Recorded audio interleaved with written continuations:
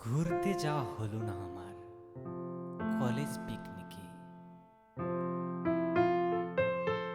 শারীরিক অসুস্থতায় কাবু হয়েছিলাম যে।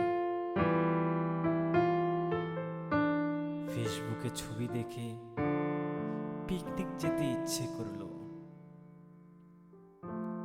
কিন্তু সেই সময়ে সর্দি কাশি ঠান্ডা ধরল। তাই মনে মনেই ঘুরে এলাম পিকনিক স্পটে। মিস করলাম মাংস ভাত আর প্রচুর আনন্দকে।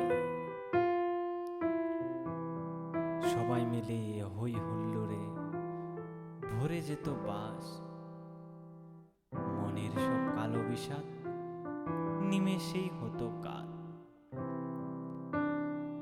হেঁটে হেঁটে ঘুরতে যেতাম চারিদিক, দেখে দেখে চিনে নিতাম এদিক সেদিক। যদি কেউ বলতো কোথায় পিকনিক তোদের, তখন ঠিকই বলতে পেতাম নাম সেই জায়গার। যদিও যাইনি, তাই মনে মনেই ঘুরে এলাম। পিকনিক যাবার দিনে বিছানাকে পেলাম, ডক্টর বলেছে বেড রেস্টে থাকতে। তাই এবার পিকনিকটা বৃথাই গেল যে। নতুন বছরের প্রথম দিনের দুপুর,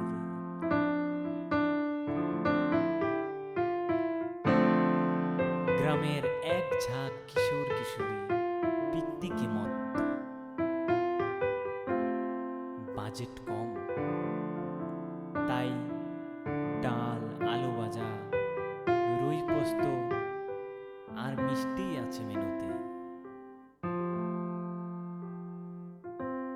জমিয়ে রান্না করে খেতে বসতে বসতে বিকেল হতে চলল প্রায়। চটপট কলা পাতা পেতে পরিবেশন শুরু করতেই দেখা গেল রুই পোস্তর পাত্র খালি, প্রায় চেটে ফুটে পরিষ্কার করা। কি হলো? হঠাৎই ক্ষণক্ষণে গলার হাসির শব্দ। আসলে তারা ভুলতেই বসেছিল যে তাদের নির্বাচিত এই স্থান হলো সদ্য মৃত ভোজন রসিক, মাছ ভক্ত